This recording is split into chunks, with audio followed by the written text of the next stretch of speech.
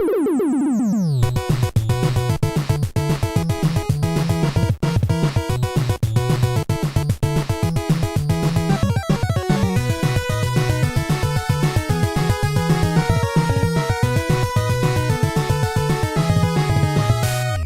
and welcome to this week's episode of the Amazing Nerdiverse. I'm Jeff Grant. I'm Steven Tukert. Yeah, you are. This is going to be our Marvel episode. We got Doctor Strange coming out this Friday from when this comes out. So we're going to talk about a little bit about Doctor Strange, what we're looking forward to. But we're also going to talk about our favorite Marvel movies, and how we're going to do that is we're going to rank the MCU, all 13 films.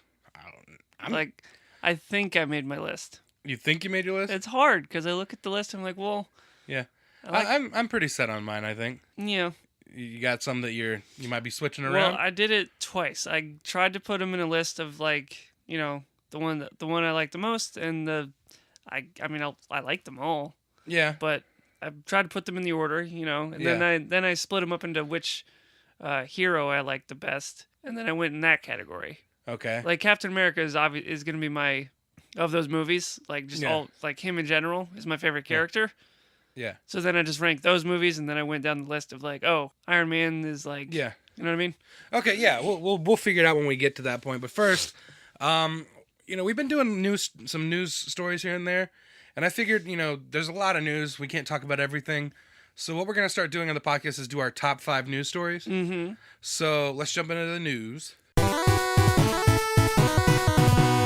First news story is we talked about this a couple weeks ago, but now it's official. It's been made official. Lucasfilm confirmed that Donald Glover is playing Lando Calrissian in the Han Solo spin-off movie or Solo prequel movie.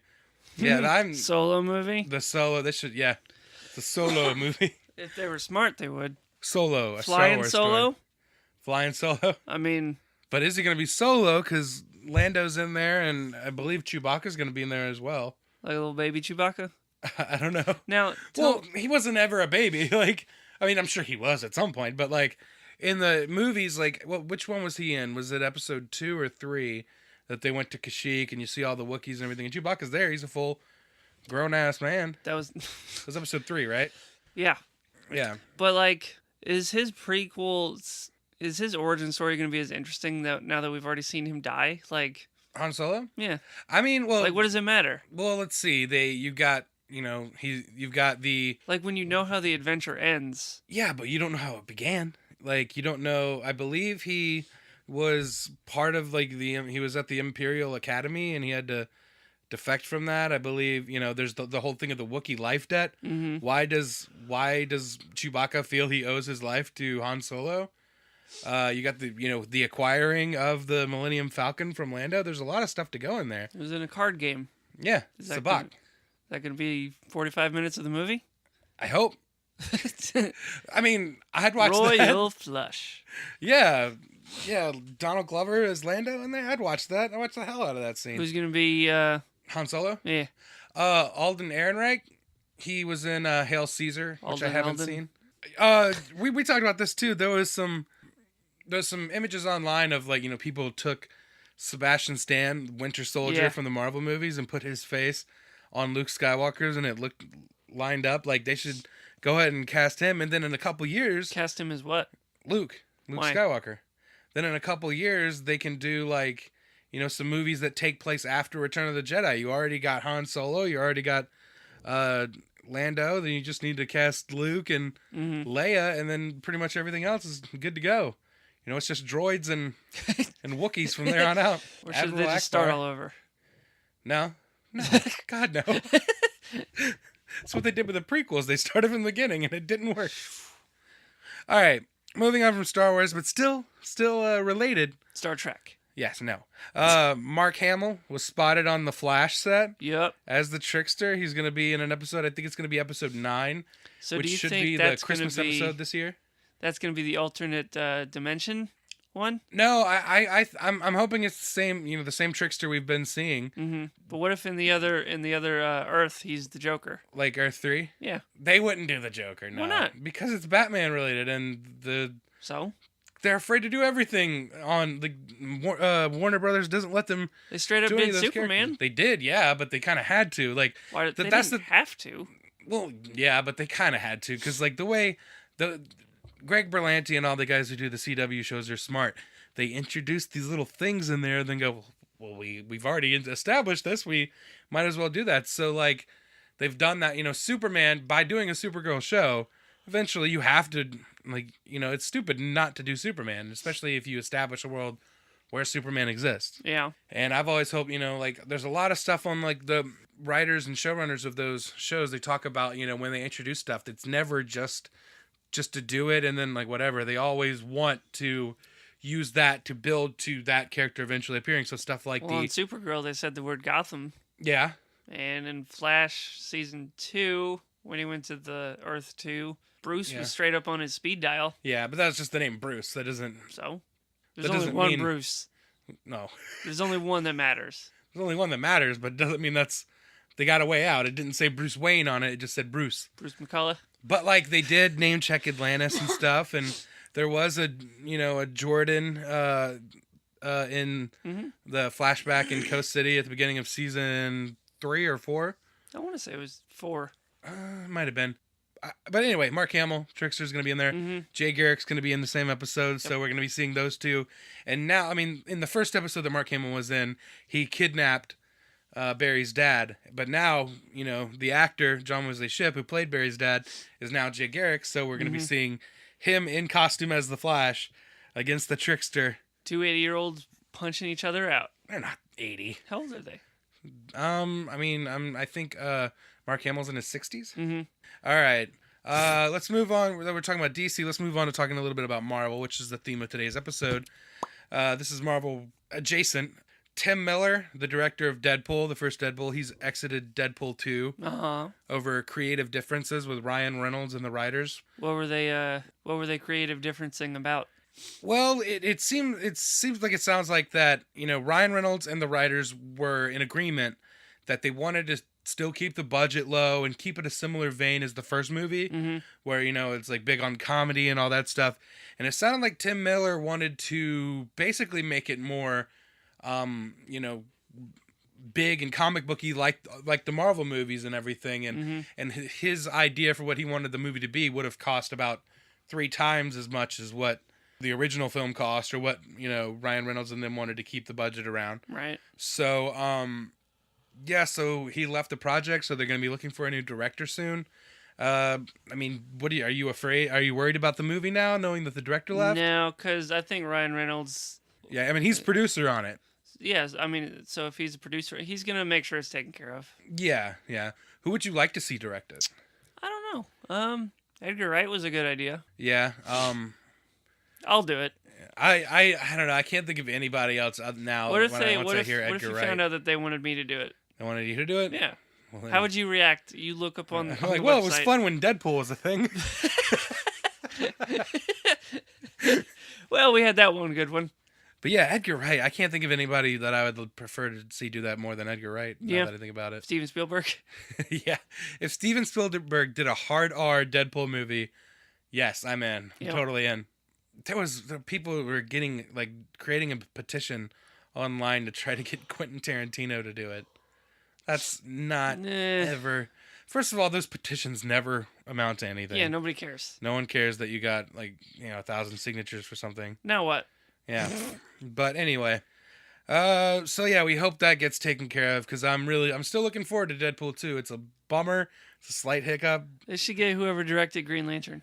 No, they should fire that person from Hollywood. They should make him move to Idaho. With Ryan Reynolds. Yeah, and we saw what happened. Okay. Now moving on to Marvel proper.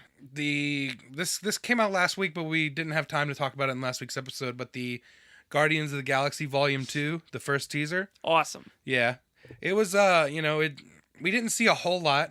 Yeah. Saw a little bit of quick shots here and there, and some more like setting the tone and the mood. Like there was like little stuff like seeing like inside the ship, like the in case of emergencies or for fun, like the stuff like that. I liked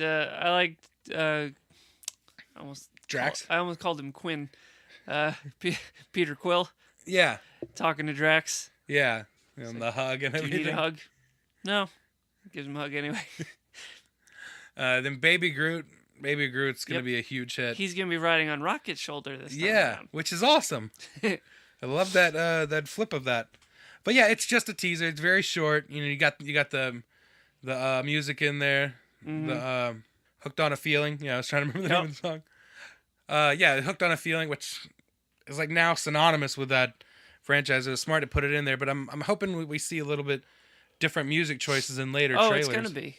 Yeah, 'Cause yeah. it's gonna it's be gonna be the volume 2 Yeah. tape, but yeah, I'd like to see like a hint of what we might expect from the movie, the soundtrack of the movie in the next trailers and everything. I'm sure they'll do that eventually. Yeah. Okay, and speaking of trailers, the one last thing I want to talk about, the Logan trailer. I was about to say that. Logan trailer came out. This is the 5th news story. Came out last week. What did you think of it?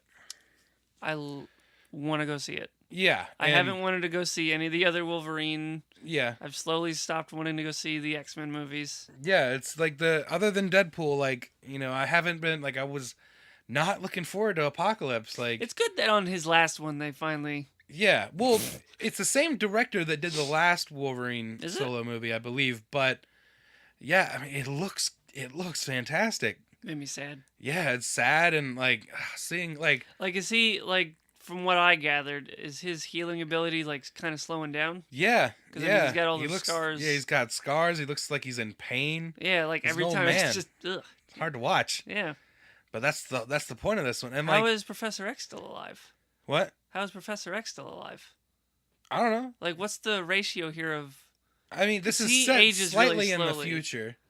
This movie is set. Remember in Days of Future Past, where you know the future part of it. Yeah. This is still set even after that.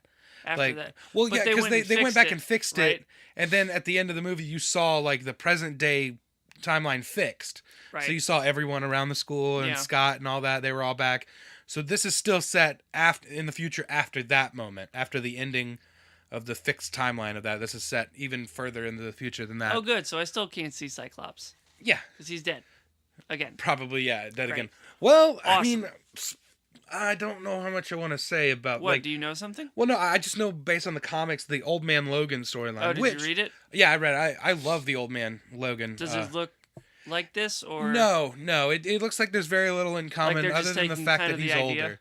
And the world looks like slightly dystopian. Right. And there's stuff about where are all the mutants and the answer to that could possibly be something that they might have pulled, like you know cherry picked from Old Man Logan, Right. which is the way they do these things now with the movies. You know, they name them like Apocalypse or even Civil War. They name them after the storylines from the comics, but they don't really resemble them too much. There's little things that they pick here and there. So Old Man Logan, you know, it doesn't look like there's a lot to tie it together and everything about, you know, at least, especially because there was a lot of other Marvel stuff in that storyline outside of just the stuff that the X-Men owns.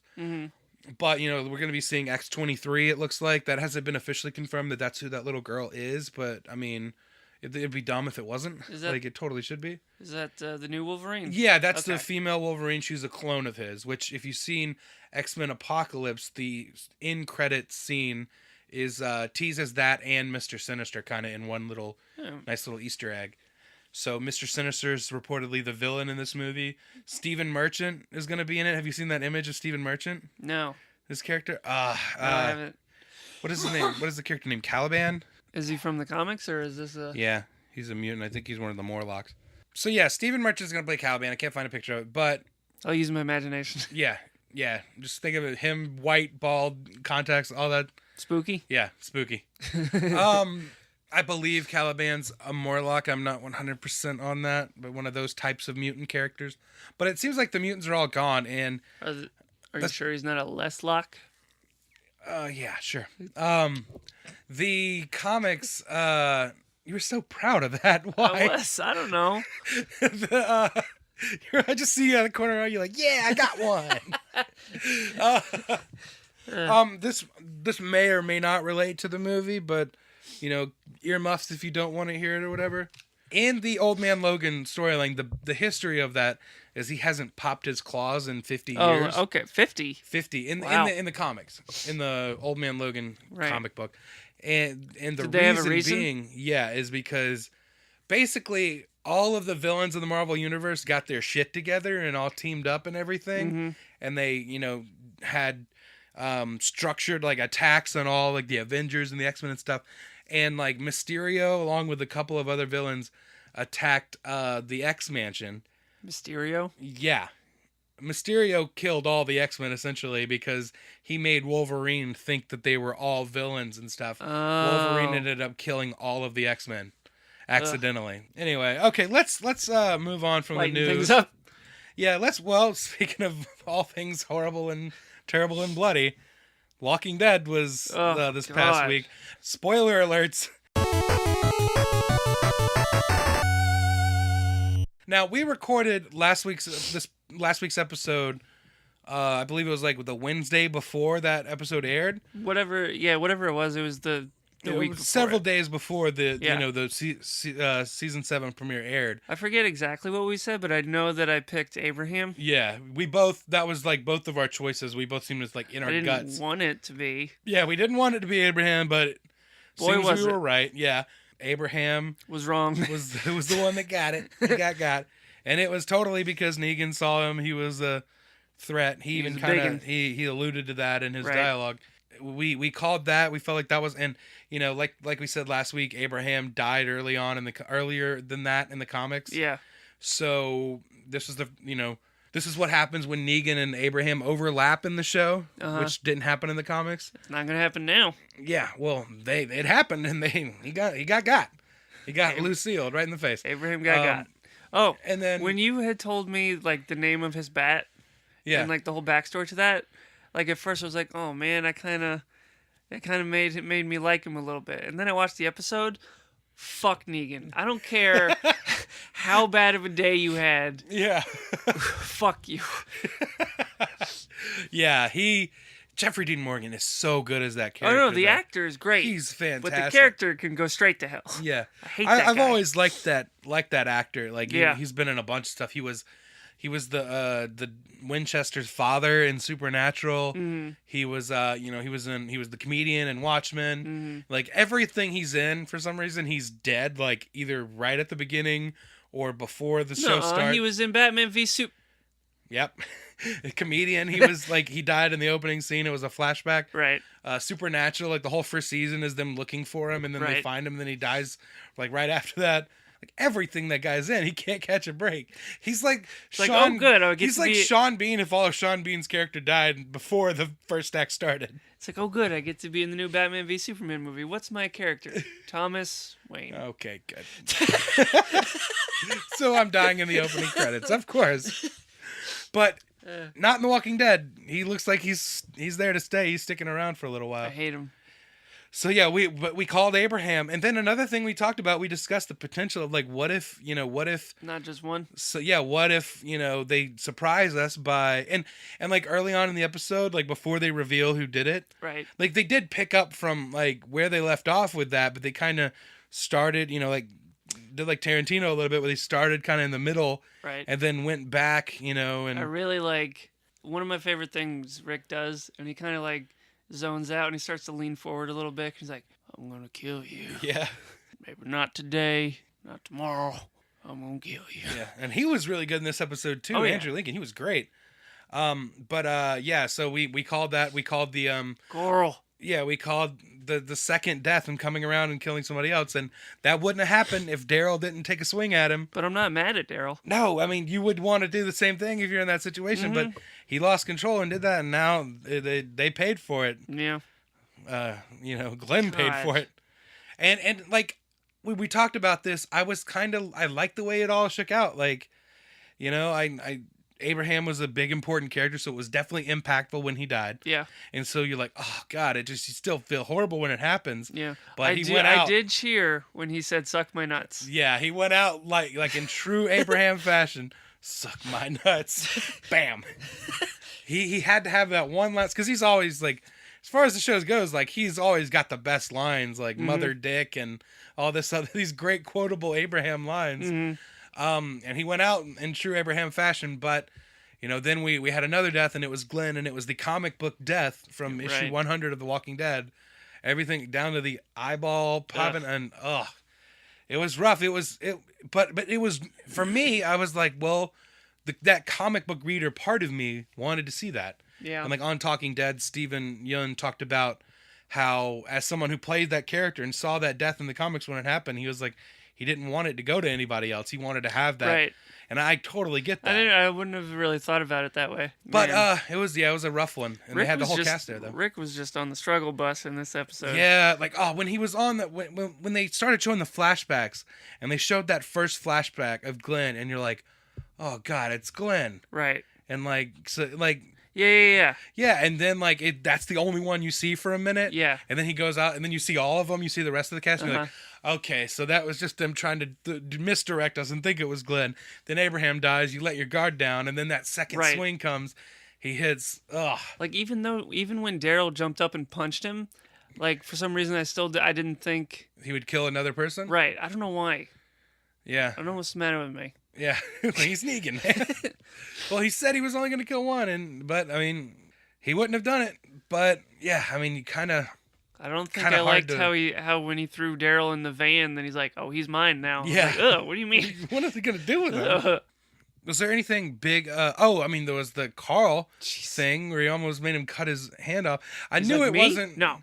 I knew it wasn't gonna. going to happen. I knew they weren't going to You- do it. I knew Negan was going to stop him. But I didn't. You didn't? No. I kind of felt like he was going to. As far as like the previous few minutes of the episode was going, I don't know what that's this means. yeah, but that's why, like, how good the episode is. Like, you totally believe he's going to make Right. Rick cut his own son's hand off. He's like, because he said he was going to kill him if he didn't. So it's either cut his See, hand that's off or where I kill him. thought the misdirect, like of how they changed it, because I know Rick's hand gets cut off. In the comics, So I yeah, was but like, the oh, governor is this how does it they're in the gonna- comics. So, like, it would have happened a long time ago. But Right. the way the show works, they always move things around, and So I different thought that's what they were going to do. different to Carl. people take different characters' deaths, and Carl. things happen to. Yeah, I was kind of hoping that when they went into the RV, I thought You Rick thought was that- going to yeah, come so back did with I. his hand missing. It's rough, and I'm Go get my really hatchet. excited to see what comes next. Greg Nicotero, we should say, he directed this episode. He's the guy, the guru of all the Walking Dead special effects. Uh-huh. He worked on. I've been watching the Evil Dead movies again since our last episode, watching through them all the special features, and he's on there a lot because he worked on Evil Dead 2. How long do you think you'd be able to live in that universe? Like I'd be Jeffrey Dean Morgan in every other thing he's done. I'd be dead before the opening credits. All right, moving on. Let's talk about Doctor Strange now. This has been a movie that I've been wanting to see for a while. When the whole Marvel Cinematic Universe started and we were seeing all these characters come to life on the screen for the first time. Doctor Strange, like, it's been one of those characters that, we're going to see it eventually. Same with, like, Black Panther and Ant-Man. We knew we would get to those characters eventually. No, Maybe weird not that we're Ant-Man. getting those movies. It's awesome. It's amazing. Like, I maybe thought, like, we might have gotten a Doctor Strange or Black Panther movie before Guardians of the Galaxy, maybe? Like, one that nobody knows. Like, even people like me who read comics and everything. Right, like I barely didn't knew know who it they was. were when I had they seen announced the the movie. title like when I Yeah. went to comic book stores. But Doctor Strange is someone I've been familiar with, Mhm. and all the cartoons and everything, and he pops up a lot in the comics and video games, everything. He's such a cool character, and they're finally doing it. Now, what are you looking forward to most with Doctor Strange? What am I looking? Or what are the things that you think of when you think about Doctor Strange? You see the trailers. What do you want to see more of? On it, just the costume. Like it might Yeah. sound silly, but just seeing him in the costume. Yeah, I mean, it looks like perfect to me. Like, Yeah. I mean, and way back before they cast Benedict Cumberbatch, I was like, that was who I wanted to get that role because I was a huge fan of Sherlock, Right. which they just announced that the 4th season starting in January. I'm looking forward to that. Mm-hmm. But I love Benedict Cumberbatch as an actor from that, and he's been in other stuff like the Hobbit movies, which weren't as good as I want them to. He was awesome as Smaug, but You know what Star Trek Into Darkness. You know what I'm looking forward to? Because I feel like in TV shows, like even if a show starts off really good, it usually seems like the third season is when it like okay everything they figured out how to do everything. It's really everything's clicking, and now they're. I feel like right now, even though is this phase 3 yet? Yeah, it's phase 3. Phase 3 began with Civil War. It's like that. It's kind of like they've okay everything's figured out. Now we're yeah. Like I feel like the first phase was all about laying the groundwork, right, building up to the first Avengers. Mm-hmm. The second phase was expanding the universe a little more and figuring out where the characters stand when they're not part of the overall Avengers. Like there was a little bit of a struggle there with like Thor 2 and you know, Iron Man 3. I think they really nailed it with Winter Soldier. Yes. In that regard. And then on the other hand, they had some new origin stories like Guardians and tricky Ant-Man. because like when he's with the rest of the group, yeah, you have something to compare him to. Yeah. Like power wise. Yeah. But when he's like off in his own thing, he's kind of. Yeah. I still really like those movies. Yeah. That first one when he's getting knocked out every 2 minutes. Yeah. I need a horse. I'm hearing a lot of great stuff from Doctor Strange, like so far. Like on right now on Rotten Tomatoes, it was 100%. Now it's down to 98% because one asshole gave it a rotten score. Which, do you know how Rotten Tomatoes works? Not really.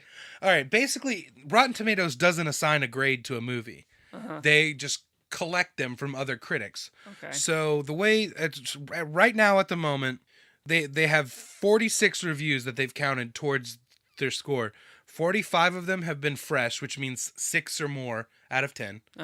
And anything less than 6 is rotten, so that counts against it. So it's more weighing the positive reviews against the negative reviews. I see.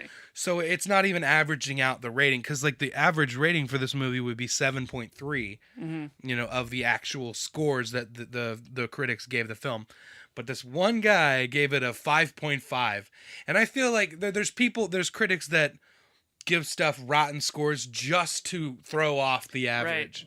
Right. I feel like this is one of those situations because he gave it a 5.5, and I read his review or like the little excerpt of it from Rotten Tomatoes, but everyone else is saying the movie is fantastic. I just like that there's a Doctor Strange movie. Yeah. Yeah. I mean, it's a character that I like, and I like what I've seen of the character, but I don't know all that much about him. Yeah, I know the basic origin, like surgeon, car accident, loses the use of his hands, can't perform surgery, travels the world. Right. Yeah.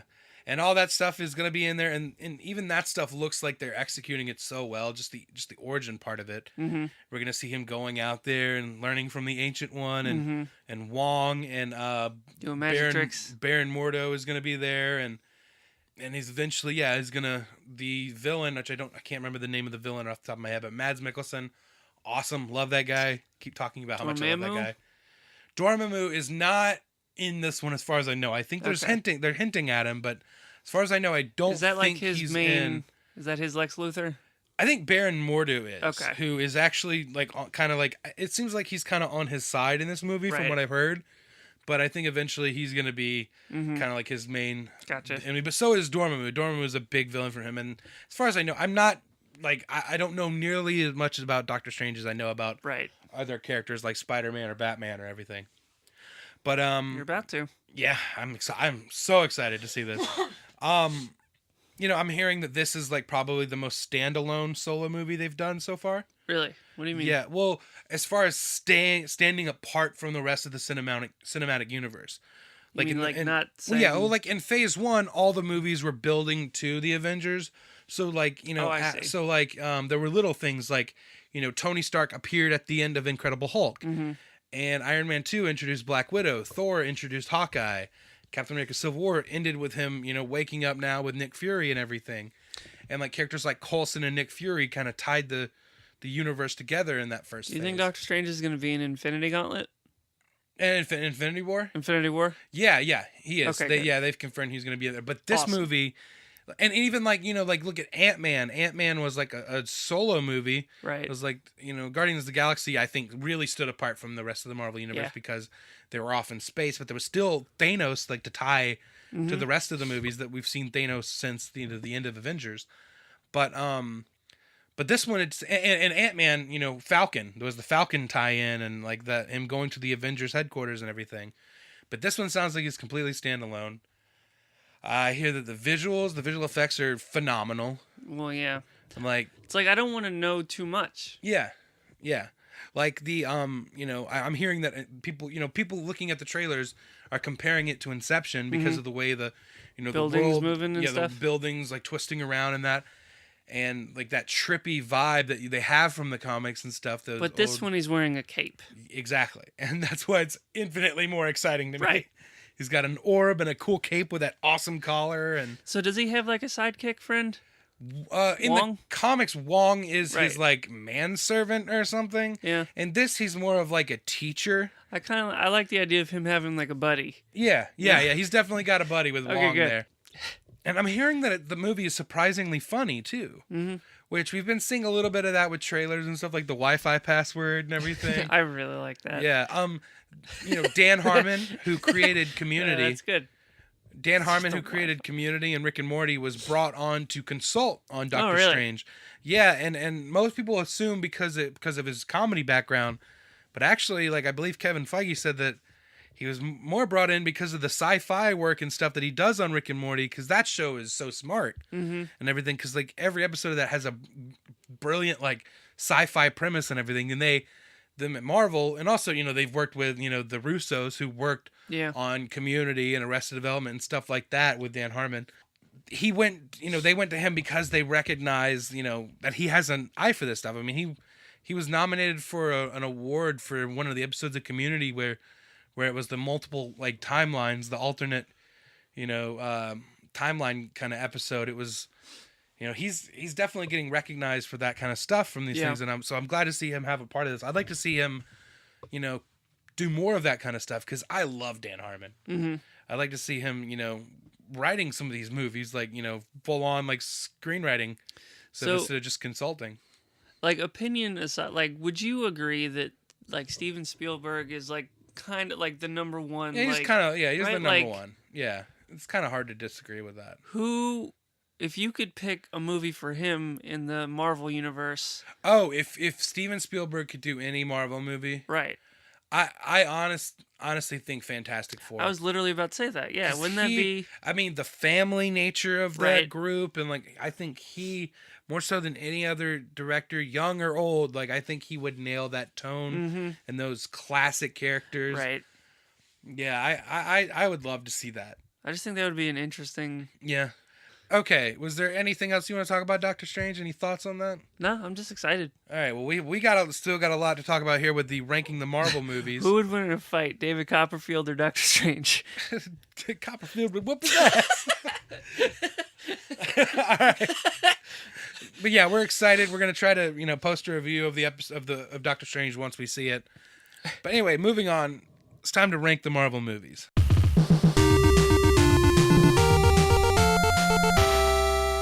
This There's 13. That's hard. There's 13 films. Do you want to start, or do you want me to start? I'll go first because Okay. What's your number 13? Incredible Hulk. Really? Again, still liked it, but it's just hard to. Wow. Yeah, I mean, that's a little higher on my list, but yeah, go ahead and talk about it. Why is it so low? Maybe because I just haven't seen it in a long time. Yeah. It feels the most separated as far as that the might be characters it. because it's not. Because it's been recast. And, Yeah, it was recast and everything, and, and there's he's just a difficult character to do by himself. Yeah. Although I liked it, like I mean, it's certainly miles ahead of just the Hulk.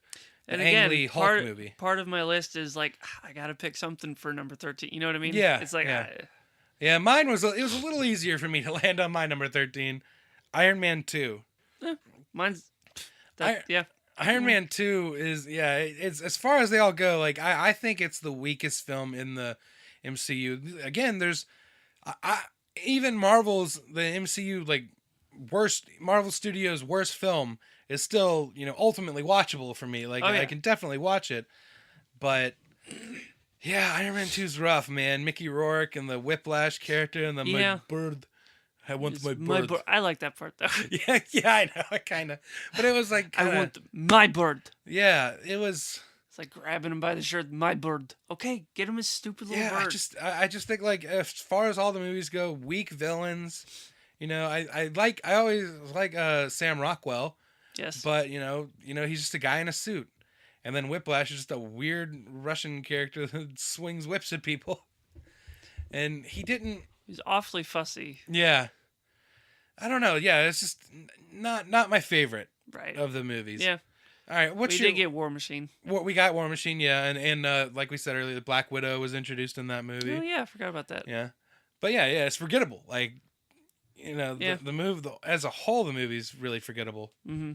But anyway, let's move on. What's your number 12? Iron Man 2. Iron Man 2? Okay, we talked about Iron Man 2. My number 12 is Thor the Dark World. Really? Yeah, it's a really weak, like, I like the first Thor movie a lot, but the second one is just kind of like, it's that first solo Thor movie after the Avengers, after you've seen him, fighting side by side and against the Hulk and all that, and like how strong Loki was as a villain in Avengers. Loki's definitely one of the best Marvel Cinematic Universe villains. And what was it, Malekith, whatever, that villain, Christopher Eccleston, former Doctor Who star. he would just be the Doctor. It wasn't called Doctor Who. He was he the 10th Doctor? No, he was the 9th. Okay. Anyway, yeah, the villain was a letdown. Like, as that's a common complaint with the Marvel movies, is the villains are oftentimes the weakest part of the films. Yeah, but I mean, because they intentionally focus more on the heroes, right, and developing the heroes. What are you gonna do? Yeah, it's just dark elves and everything. It was all right. It was, again, I could always watch. Like, all of them are watchable. Oh yeah, but, I could easily watch them. Yeah. But if I have to name it, yeah, that one's number 12 on my list. What's your number 11? Number 11. Iron Man 3. Me too. That's my number 11. Okay. So let's talk. Yeah. But still, I like it. Yeah. Well, here's what a lot of people say that I kind of agree with, looking at it like this. Iron Man 3 is a great Shane Black movie. Uh-huh. It's a fun movie. Uh-huh. And all that stuff, but it doesn't quite feel like a Marvel movie. I mean, it's definitely a Marvel movie, but it doesn't fit in the same way in the cinematic universe that other Iron Man movies or the Marvel movies do. I think my biggest grievance with it was the fake out. The Mandarin fake out. Which I laughed at it. It was funny. Like, it kind of worked, but you wanted the real. I wanted the real Mandarin, and like I was a part of me is kind of relieved, because like the Mandarin is an Asian character, right? And they always talk about the casting, and then they cast him in it, and everyone was like, "What the hell? Why would you cast a British guy as this character?" And then it turns out, he was actually a British guy. Dumb Trevor Slattery, I believe his character name. He's really lucky that what he was doing was really funny. Yeah, he is, because like if that didn't work, that movie would be even more hate thrown at it. What was the line? He said something. It's like, they got you off drugs. And he's like, they gave me more drugs. Yeah. He's a fun character, and I loved watching him do that. And even in the last Marvel one shot they did, the short films they do, I liked seeing him in that. Like, coming back, and the one shot. Have you seen it? It's called All Hail the King. I believe it was on the Thor the Dark World I've probably seen it. Yeah, it's him in prison. It's like a guy doing a documentary about him. Yeah. And then they reveal that the guy doing the documentary was sent there to kidnap him or whatever, and he's like, the real Mandarin wants to talk to you, right? And they take him away, and I always wanted to see them follow that up eventually somewhere down the road with the real Mandarin. Mm-hmm. Well, he's out there. Yeah, we know that. Yeah, but I mean, why else would you have it so low on your list? I don't know. It's like it's tricky. Like, I was expecting some other things. Like, from the trailer, it made it kind of look like maybe the Hulk might pop back up. Yeah. Like, why not involve someone else? Yeah. Do you know what I mean? Yeah, which is what they're kind of doing now in Phase 3 of the movies. Like team-ups. Phase 2 is them after the Avengers. They all just go their separate ways, and are doing their own thing again. Yeah. And like I did like Winter Soldier had Black Widow in there and everything. I like the way they did that, and Like when you say those like first what couple didn't I out the like, gate right after the Avengers didn't really do immediately that. I start thinking of like little things that I did like the Yeah, imagery of him walking through the snow dragging his suit. yeah, I really like that. yeah, yeah. I liked some of the stuff with him and the kid Yeah. and everything, and just that was fun, Uh-huh. and but like a lot of the movie, he doesn't have his suit, and it's Part just of I Tony like Stark. a little bit of that, but I then like it's that, like, but then all right, again, like I paid to see an Iron Man movie, right. Yeah. Put his ass in the suit. And Iron Man 3 is one of the most profitable Marvel Cinematic Universe movies. It came right on the heels of Avengers. It was the first one out the gate after that, and people were expecting a little more Avengers, and especially after the way Avengers ended with him and Bruce Banner driving off Yeah, I into the expected sunset to together. see like, you know, Expected to see more of Science that. Bros. Yeah, Science Bros. Not just in the end credits scene. yeah. That Everyone which got I real liked. excited about Science Bros. Yeah, I liked that end credits scene, but all right. What was your number 10? Number 10, Thor 2. Thor 2? Yeah. Okay, is there anything else you want to touch on that? We talked about it a second ago. Maybe there's just a disconnect for me, Yeah. you know? Why? There was nothing really that he was going through that I was like, oh, I get that. Yeah. You know what I mean? Yeah, I mean, which is like, it's finding a way to make characters relatable to your audience. Right. Like, when you're doing these larger than life characters, you got to find those way to connect to, because Iron Man 3 is low on both of our lists, but there was a little bit about that, like the things he went through in the Avengers, like he was dealing with a little post-traumatic stress from that, and like Right. as any of us would if we were just a normal Yeah. person that got into an iron suit and went and fought an army of aliens. Well, there's a little disconnect for me there, 'cause I'm not a genius billionaire. But I mean, like, Well, I am, like, but oh, okay, sorry. I can relate to that totally. But I guess I can relate to more of that because he's Human at least. Yeah, he's not a god. So Thor is a little tricky. Yeah. Still, I like watching him. Yeah, I love Thor, and I It's love hard for me to connect with him all Yeah. the time. I think in the movies. Well, which is why I'm hoping that the Thor Ragnarok is going to definitely make up for Thor: The Dark World with, teaming him up with Banner and Hulk and having I think Loki is taking Odin's place and everything. And again, we're talking about Loki. Like Loki is one of the better Marvel villains, and he was a villain for sure in Thor, even though he was kind of behind the scenes in Thor. They didn't quite know that he was up to all that stuff with the destroyer sent to the small town and everything. And Thor didn't know, when he came to him and lied to him Right. and everything when he was tied up in that room. In this movie, he was kind of taking the back burner. He was locked up in a cell, and he was kind of the sidekick, and that was fun. It's always fun seeing the two of those two guys together, and him kind of Yeah. turning into Cap as they're walking down the thing. But anyway, at the end, he took over for his brother, and it's gonna have. I'm really excited to see where that goes in Thor Ragnarok. My number 10 was The Incredible Hulk. I tend to like it a lot. Like I was surprised how much I liked that movie and how little a lot of people cared for it. Like I don't think it's as not as bad, but I liked it more than Iron Man 2. And I mean I liked Edward Norton as the Hulk, and I would have been totally fine with seeing him continue to play that character. I think that's what does it for me is the switch. casting. Yeah, not having someone that you can continue to watch in the Right. other movies. I think Mark Ruffalo does better. Yeah, Mark Ruffalo. Yeah, it was certainly better. But nothing. That's not to say anything against Edward Norton. It's just Right. the way the character was written Continuity. and all that stuff. Yeah, yeah. Okay, what's your number 9? Age of Ultron. Really? Yeah. It's that low? Why? It just gets difficult for me to pick, so I had to put it somewhere. Yeah, you had to I put really it somewhere. like it. Yeah. I like seeing them all together. There were just little things. Uh huh. Again, there was a lot of people upset about the movie. Really? And some of the points I saw and some of them I didn't really agree with. Yeah. Like what? There's some Black Widow stuff that I just didn't like that they did with the character. Why was she the damsel in distress?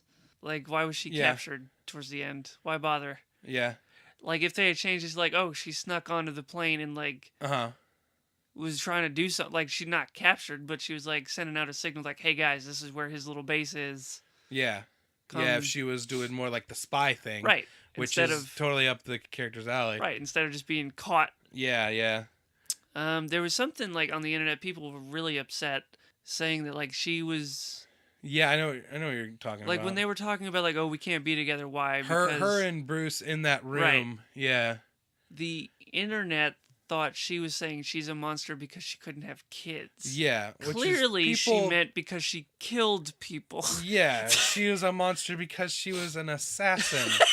Not because, yeah. It's people taking things and just hearing what they want to hear. Right. To match their, like, give them something to be pissed off about. Like when she had said that line, like that she couldn't have kids, I was like, oh. Yeah, if you're like paying attention to I felt for the character. I was like, oh, yeah, man. Yeah. That's like a thing she wants and can't have. Yeah, Like there were two separate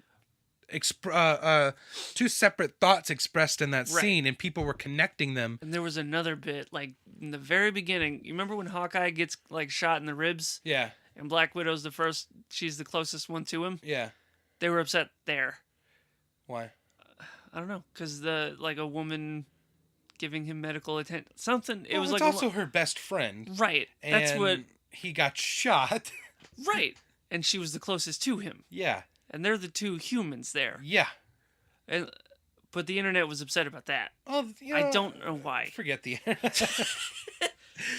So that was what was that, 9? Yes. My number 9 is the first Thor movie. Okay. I liked it. Uh-huh. But looking back, there's other movies that I like a lot more. Right. So this is kind of the middle area of my list where it's things I like, but, there's stuff I just like more. I love the end of Age of Ultron where they're all just fighting the robots. Oh, yeah, That's yeah. endlessly entertaining. Yeah. But yeah, Thor, it was great, but, just looking at it, he was actually Thor, as far as I know him, in the suit with the hammer and all that stuff. Just, he wasn't that for the majority of the movie. The majority of the movie, he's just a person on Earth. It was fun. It was fun, seeing the, another, and smashing the cup and like, going to a pet stop and like, I want a horse. We just got dogs and cats. Give me one big enough to ride. Yeah. There's humor in there, and there was, and there was that cameo of Hawkeye when he was trying to get his hammer back. One of my favorite appearances of Coulson I think that's probably my favorite movie that he appears in. In those early movies. You know what? Going back to Age of Ultron, I think all the Hawkeye stuff slows it down, but I do like Hawkeye. Yeah. I think it slows it down. I think it was well deserved because he's one of the few characters that didn't get his solo movie. Right. He had to have some development. Yeah. Like he had it. So up to that point, he had a cameo in Thor. Yeah. He had an appearance in the Avengers where he was an Avenger, but the first 2/3 of the movie he was under Loki's spell. Yeah. And so this one, it was nice to see him actually get some stuff. Yeah. Because not only are we learning more about his family situation and everything, and explaining why everyone would always assume that Natasha and Clint would get together because of the closeness and everything and buds. stuff in the comics. Yeah, they're just good friends, and he has a family. He doesn't. Right. He's not looking for that kind of relationship. He's got that back home.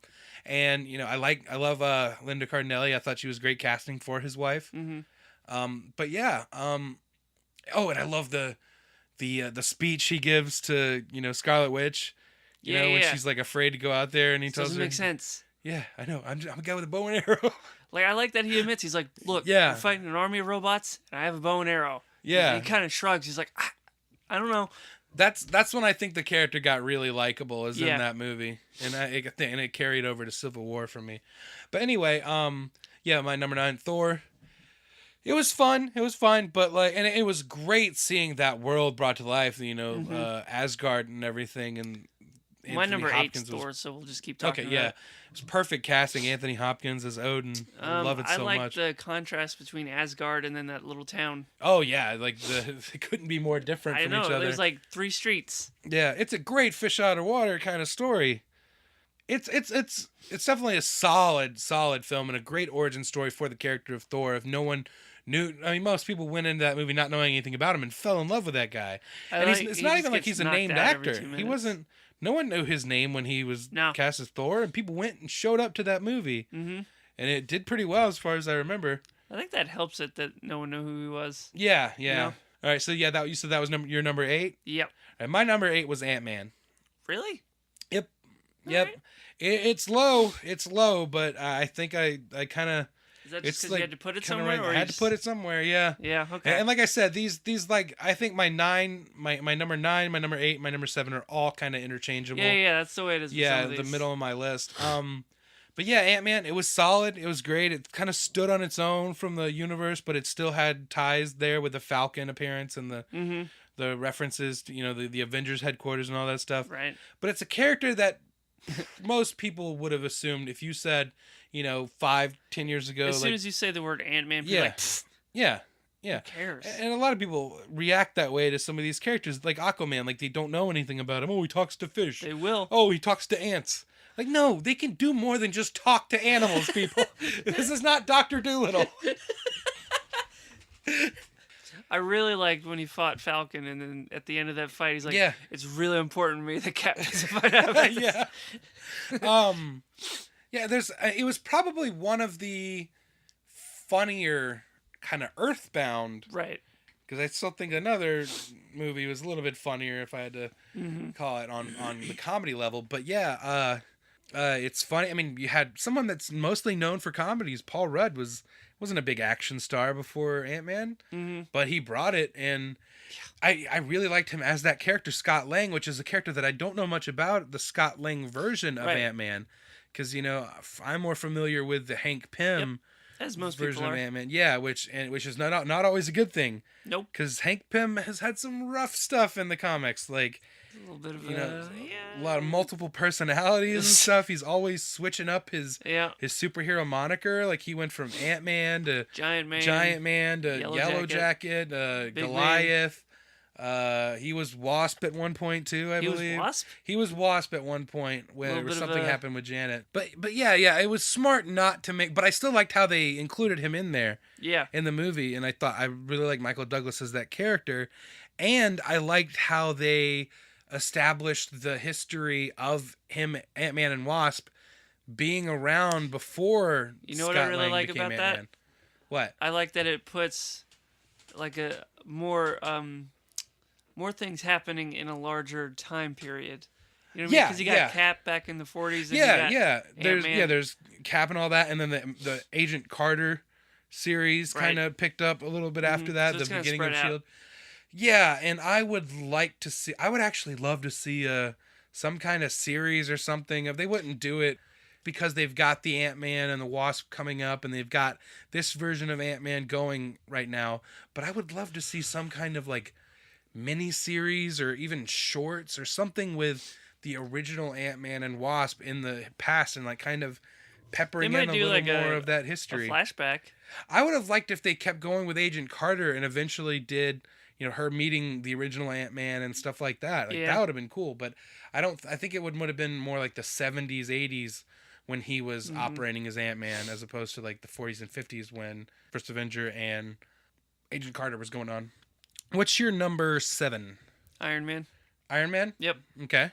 It's because that's kind of the start of it, as far as the movies. Yeah. And it was just a good, solid start. Yeah. And there's a moment when he's testing out the suit that kind of is just a really good moment. Like he's first testing out the flying, and he's like soaring out over the city. Yeah. And the music is kicking in, and it's like he's saying, "It's all right. Everything's gonna be all right." Yeah. And then he crashes. Yeah. That little robot. Yeah. We put the dunce hat on him. Was that in that movie or the second one? I think it's in the first one. The robot's in both of those movies, I believe. Yeah. They brought him back. Okay. There's a lot of similarities between the Iron Man and the Ant-Man. Mm-hmm. Each one has like an older mentor. Yeah. Makes a suit. Yeah. To fight you and take your idea. Yeah. Well, I mean, if that's most of comic book movies these days, is the villain is always a doppelganger. Mm-hmm. And that's why the Marvel movies have been kind of like, that's the first thing you can take them to task for is the villain. Mm-hmm. Like it was Iron Man was Iron Man and Ironmonger.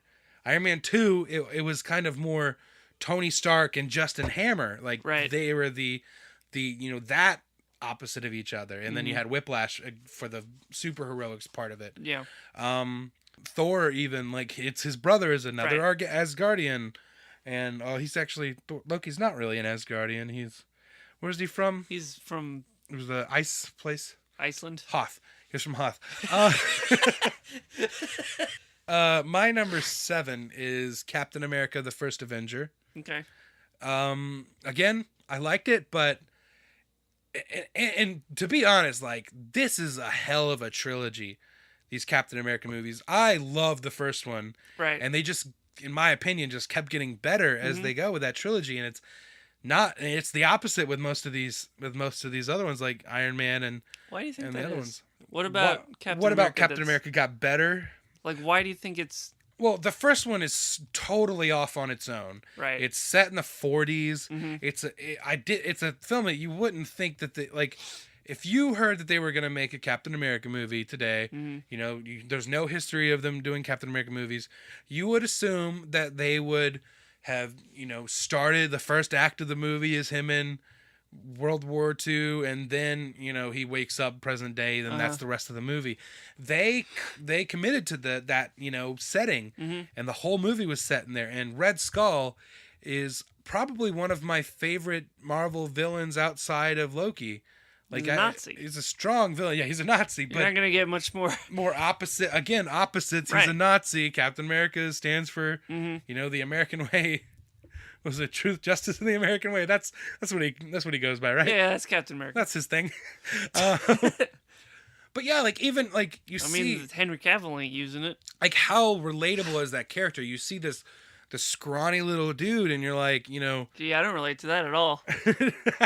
I didn't mean it that way. I was just saying, like, you see this guy, and he just wants to fight for what he believes in, Right. and everything, and then they give him the power, and then he actually has the abilities to match the heart that he had and stuff. And I just love that part of it. The Howling Commandos were great, and Bucky I wasn't as expecting his sidekick. that to be awesome. Yeah. Like, when I first read, like, oh, there's gonna be Howling Commandos, then I looked into who that is, and I was Yeah. like, Just a bunch of World War II guys. yeah, who cares? But they're awesome. Yeah.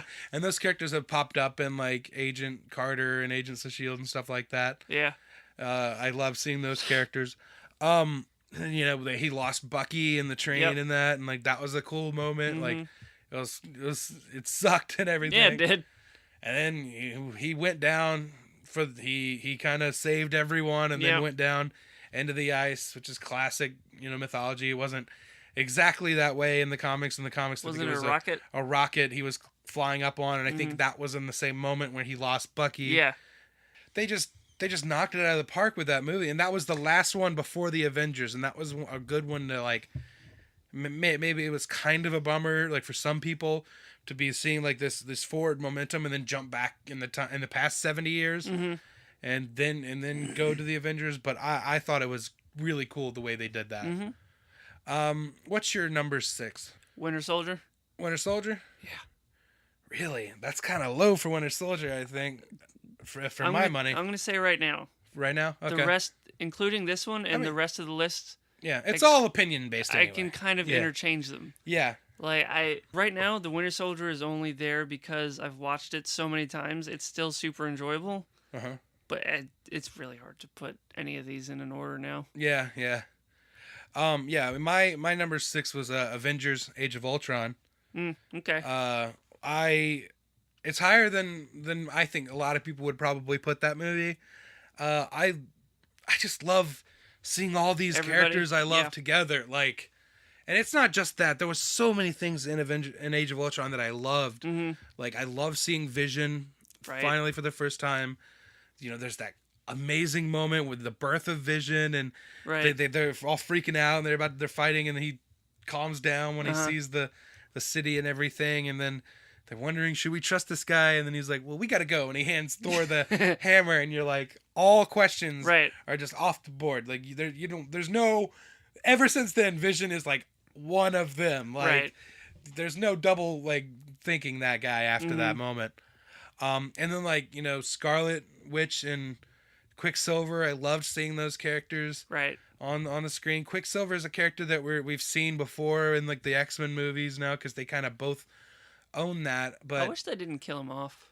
Yeah, I didn't either because I like both versions. I didn't Mm-hmm. think I'd like the X-Men version of Quicksilver, Uh-huh. but I did like the way they did his scenes in the X-Men movie, and even he has a great scene in X-Men Apocalypse too, and he's a fun character. But I liked having that kind of character in.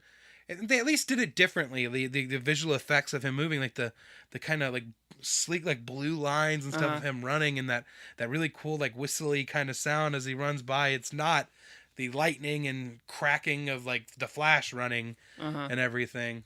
Do you think it would have been a stronger death if Hawkeye had died?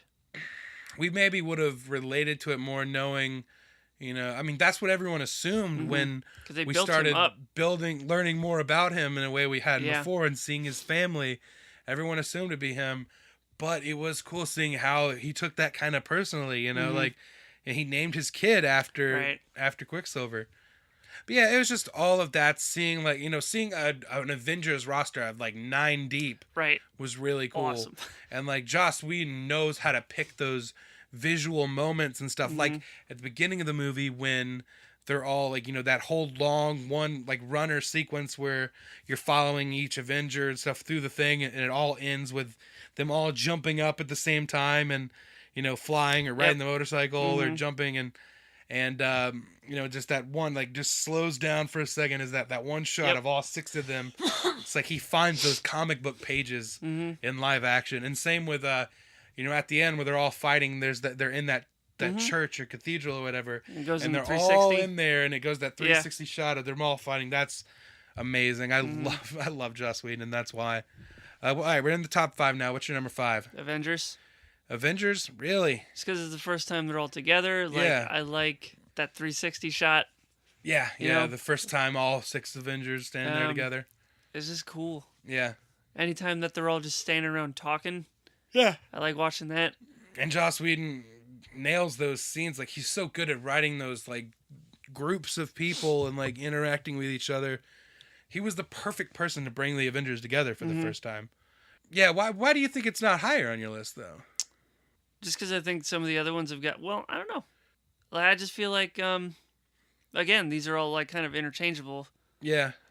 Yeah, my number 5 is it's probably lower than some people might have it, and I kind of like I had to put it in the top 5 just Right. because it started it all. Iron Man, the first Iron Man, is my number 5, and it's like it's like a perfect movie almost. Like it kicked off everything. Mm-hmm. It was such a strong version of like this character. Like no one really people we I mean, forget now it's hard to not.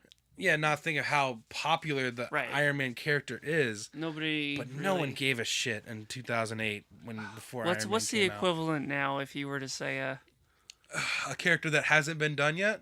yeah, like if you were to say, oh, they're making this movie, Yeah. but people would have no idea who the hell that is. Well, maybe if they didn't cast Jason Momoa as Aquaman, maybe. Yeah, but people knew who Aquaman People was. knew who Aquaman was, but again, like we said, they're like, oh, he's just the guy that talks to fish. They don't know who he is. But more people They're just familiar knew... with him from the Super Friends thing. Yeah. Right. Cyborg, maybe. I mean, That's not a... not a. But he's getting there now, though. Yeah.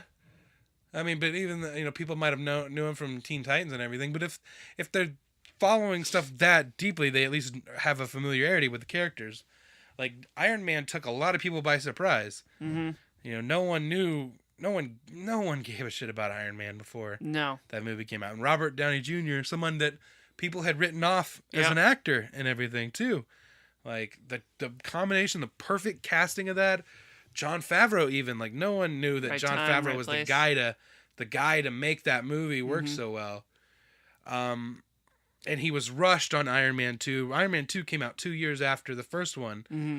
and it's not like they had a lot of preparation to go into it. It was rushed. They in got one development. every Yeah. year. Yeah, It's awesome. yeah, I love it. What's your number? That was your number 5, number 4. Ant-Man. Ant-Man? Yeah. Okay, yeah, I talked about Ant-Man. It was a lot I lower just- on mine. He's so funny and like... Yeah. I get it. He's trying to mind his own business. Okay? We know you Trying to love a character that's just trying to mind their own business. mind his own business. He's just trying to get out of the crime thing. I love that where it's like, I'm done breaking into places and stealing stuff. He's like, what do you want me to do? He's like, I need you to break into a place and steal some stuff. All right. Yeah, such a funny character. He's one that I was really curious to see how he interacted with the rest of the universe. Right. And when he was brought into Civil War, I loved how he interacted with the rest of the characters and stuff. Kind of like a fanboy. Yeah. Like geeking out over Captain America. I like. I don't want to hurt you to Black Widow. Yeah. Like he could. I liked that the final fight was just in his daughter's bedroom. Yeah, that was so charming. Like. Yeah, like over. Not a small, but like such a small train set. Yeah. Right. It's like the physical stakes of like what's actually going on. It's so brilliant and everything. Or like even like they're having a fight scene in a briefcase that's rolling around inside of a helicopter. It was like such a really like cool idea to have those like grand like climactic. And they accidentally hit scenes. the phone or whatever, and it starts playing music.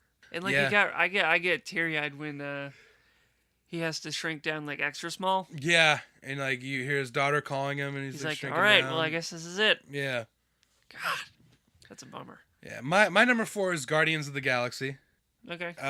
That's my number 3, so we might as well just. Yeah, I mean, again, like we're talking about characters that no one had any expectations for. No one knew who the Guardians of the Galaxy was. I like Peter Quill. Yeah. Because A, trying to mind his own business. Yeah. B, he's like the kind of hero that's like, fine, I guess I'll do the right thing. I guess I'll be the hero and save everyone's life. Yeah. He's like kind of like a Han Solo type, like scoundrel. Right.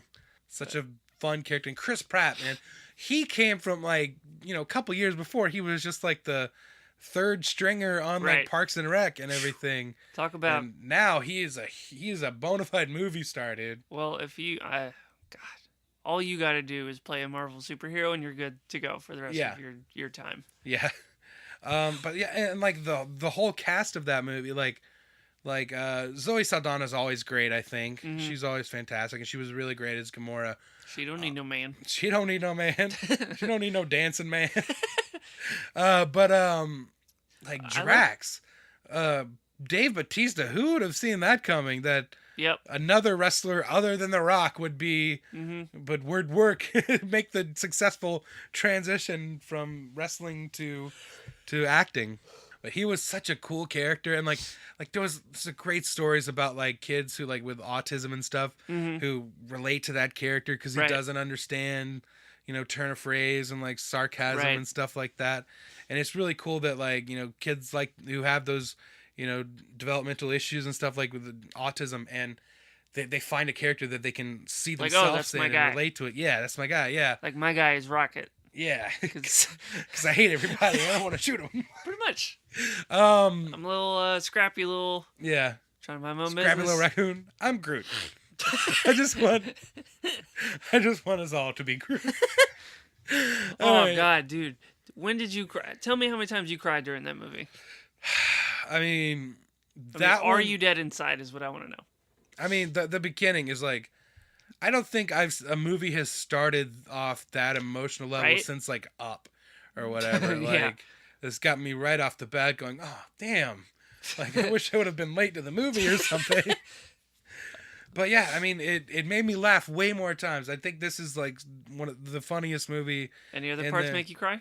Not really. No. Dude, We Are Groot doesn't make you cry? We Are Groot. I love that moment. It didn't really make me cry because I like I said, I didn't know who Guardians of the Galaxy was until they were making this movie. You don't need to. When they were talking, you don't need to, but like when they were making the movie, I started checking out some of the comics and was reading and stuff. And in the Guardians of the Galaxy series, the first one that stars this group of characters, because there was another Guardians of the Galaxy in like the 80s, but the only character that anyone would know of from that group was Yondu.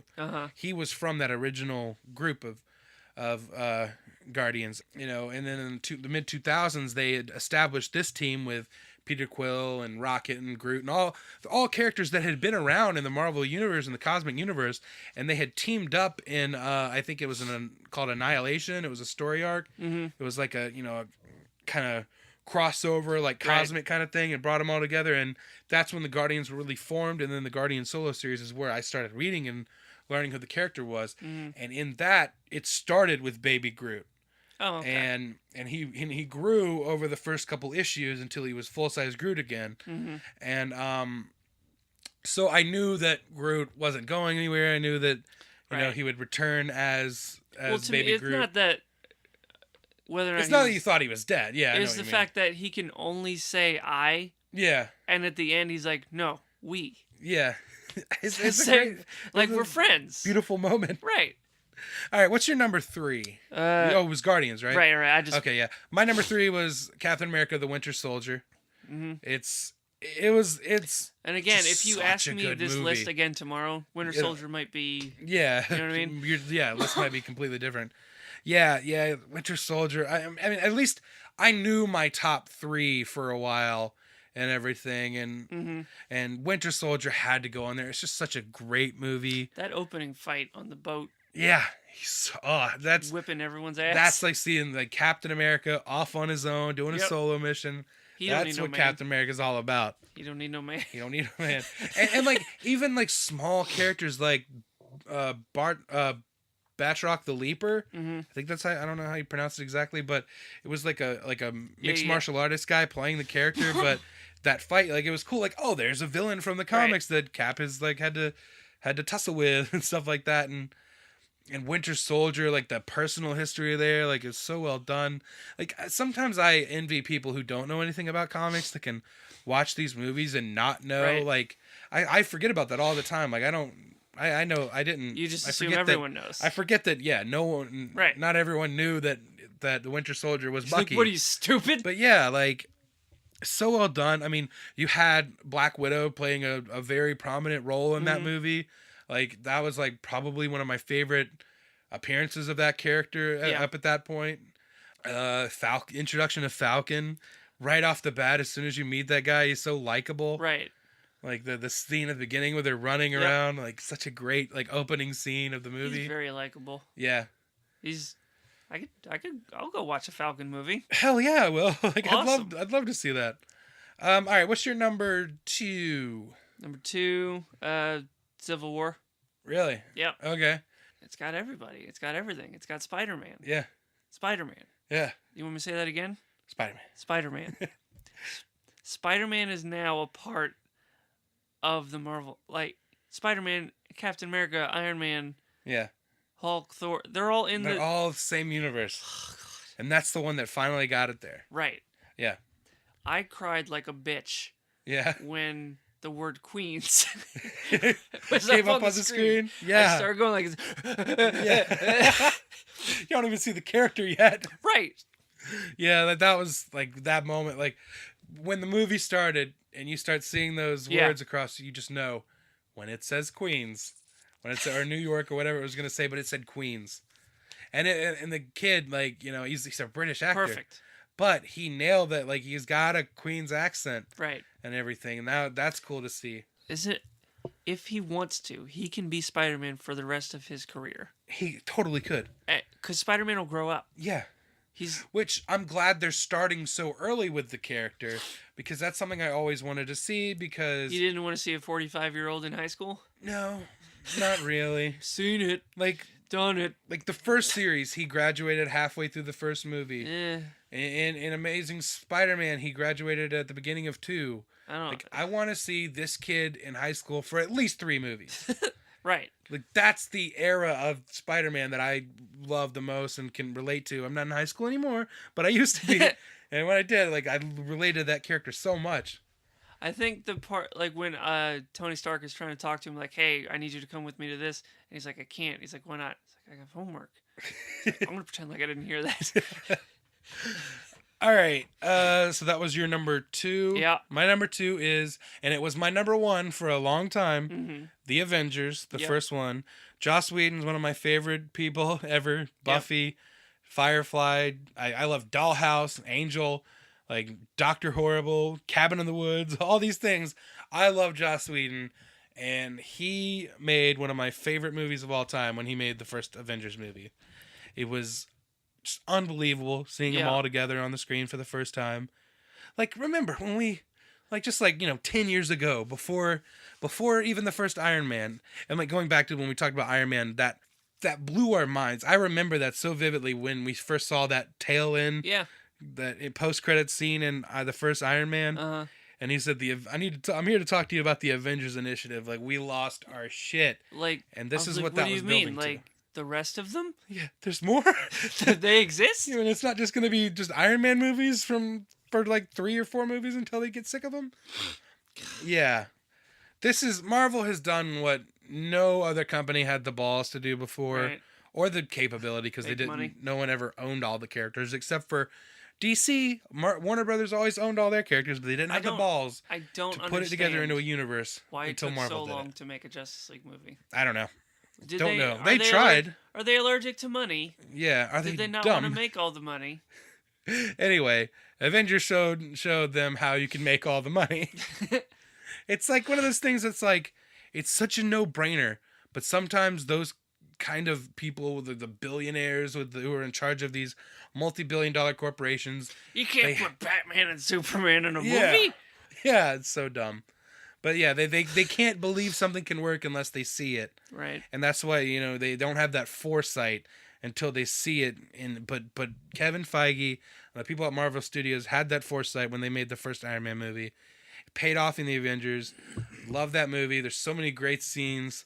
So many great, little things, just like little gags, like the Hulk punching Thor. There's a lot to do in that movie if you think, like, Yeah. introducing them all to each other Yeah. and then introducing a new Hulk. Yeah. That's And like, tricky. and introducing them all to Loki and bringing them all together, having the thing, Coulson dying, being the linchpin of bringing them all together. They had said something like Cap now in the in this era, like, he's not stupid. He's not like, oh, what's a computer? Yeah. But there is one little thing I really wanted to see and didn't. I wanted to see Thor and Captain America trying to work a computer. Yeah. Because those two just would not be, you know what I mean? Like if they go off on their Right. own solo thing and they're Just trying to figure out something. right, just trying to email or something. I don't know. I just thought that'd be It would be funny. like that scene in Zoolander where they're like, it's in the computer. Right, yeah. All right, what's your number one? First Avenger. Really? Yeah. That's your number one Marvel movie? Yeah, I think so. Really? Wow. It's just the most I enjoyable love it for too. me. I love it, yeah. It's just the most enjoyable. It's just I just love that movie. There's so many great things in it. Like the idea of starting him off just doing the USO shows Yeah. was really cool. And like the way they tied into like, he was a celebrity before he was a hero. Right. I like the little bit of foreshadowing where he's getting beat up in the alleyway and he picks up the trash can. Yeah. lid. Yeah. I was like, I love that. Or later when he does get the super soldier serum and he has the door, the door when he's chasing down the one guy. Yeah. Yeah, it's a solid movie. I was just surprised that that's your number one. I think it might be because he's my favorite character in that in the Marvel's universe. Yeah, he's probably my favorite of the at least the first 6 Avengers and everything. Mm-hmm. Yeah, Red Skull. Like I said, he's such a cool. I want to see that villain come back. I don't know. I want to see Red Skull if they do a Captain America 4 after the we're done with the Infinity War and I don't know all if that. Chris Evans is gonna do it. I'd like for him to stick around. But I mean, you can't complain as much as you can, and like with people like Michael Keaton only doing 2 Batman movies, or Right. Christian Bale only doing 3. Most superheroes, most actors who play superheroes don't get more than 3, other than like Hugh Jackman and stuff Robert like Downey that. Jr. Yeah. Who's Like done more, Robert Downey Jr. or Hugh Jackman? Hugh Jackman has done Let's see, X-Men 1, 2, 3. 9. He's done 9. It was 1, 2, 3. First Class. He had a cameo. Apocalypse and Days of Future Past. He was in all 3 of those, and then the 3 solo. So 9. He didn't have a cameo proper in Deadpool, and that would have been the only other opportunity he would have had. Did have his face in there though, for the magazine. But yeah, and then Robert Downey Jr. He was Iron Man 1, 2. Incredible Hulk was a cameo. Avengers. He was 4 in the first phase. Civil War. Iron Man 3. Avengers 2. So he's done He's close. 7. And he's got more coming, so he'll eventually surpass that amount. But anyway, my number one, we're at the end of it. My number one is also Howard a the Captain Duck. America movie. It's Captain America: Civil War. Avengers was my number one for the Right. longest time. The first Avengers, I definitely think, was better than the second one, even though I loved bringing those new characters in. But Captain America Civil War balanced all the characters so well. The old characters, the Hawkeyes, the Scarlet Witch and Vision. Introducing Spider-Man and Black Panther. Introducing two major Marvel characters and nailing them both. Like, Black Panther is so good. I cannot and then after wait that, they go, "Oh, for the you want solo. to see Ant-Man again?" Yeah. Oh, you want to see what else Ant-Man can do? Like, that Opposite. fight scene, I can watch that airport scene any day, anytime. Just, I will sit there and just plop down and watch that 20-minute chunk. Is it 20 minutes? It's close. Awesome. It's almost 20 minutes.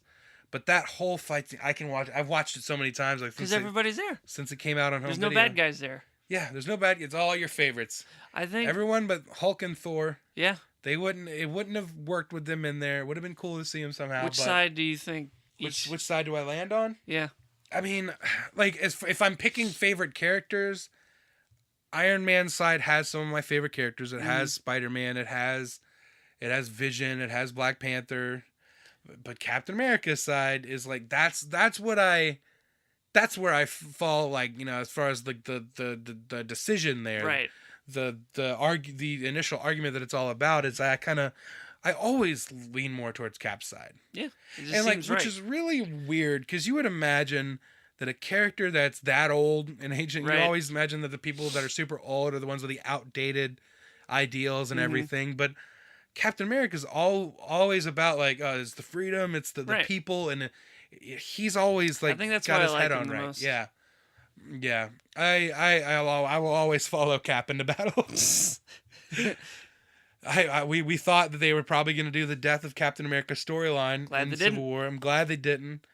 No, I there really was no thought he was going casualties. to cut off Yeah, Iron Man's head with that shield. you really did. I don't know why, but it just got so close, and I was like, "Oh my god, don't do that!"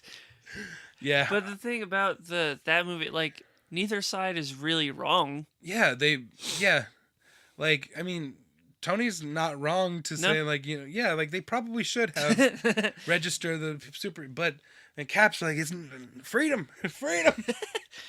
Like, it's that's what makes that movie so good, is that argument. Like, you can see both sides of it. Yep. And you can see everyone that's in there and you can see their reasoning for I think for Hawkeye that. is really good in it.